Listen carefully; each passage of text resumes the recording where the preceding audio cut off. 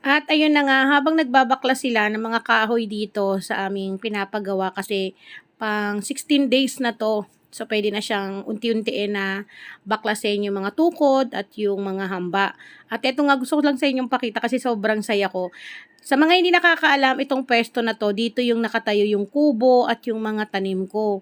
At dahil nga nanghihinayang ako rito sa kamyas na 'to, eto yung natira na hindi ko talaga pinatanggal tapos pinalagyan ko talaga siya ng tawag doon, yung siwang na talagang 'yan, oh, nakikita niyo yung butas na 'yan na mabubuhay 'yan 'tong, ating kamyas. So ito nga sobrang dami niyang bunga, nakakatuwa kasi yung bunga niya, nung nakaraan, hindi ganito karami tapos hindi rin ganito kalalaki.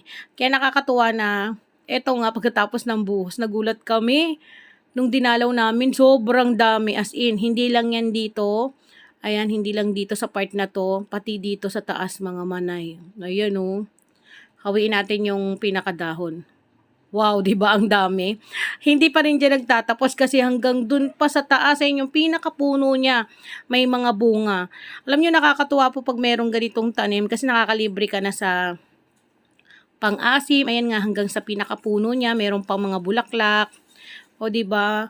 More blessing kasi sabi ko marami makikinabang nito 'pag gustong mag-asim ng isda, magsigang, magpaksiw, puwede silang humingi dito. Tapos libre lang, o 'di ba? Siyempre share the blessing mga manay. Yun lang kagandahan kapag meron tayong tanim, sabi nga, meron kang aanihin. So kukuha lang ako ng mga iilan, kinukuha ko yung mga malalaki kasi yung dalawang chikiting ko po, kinakain nila 'to ta's sinasawsaw sa toyo na may asukal. Ang sarap. At hindi lang 'yan mga manay, hindi lang 'to pang-ulam ha, kasi puwedeng-puwede niyo 'tong gawing, kamyas jam at kamyas candy.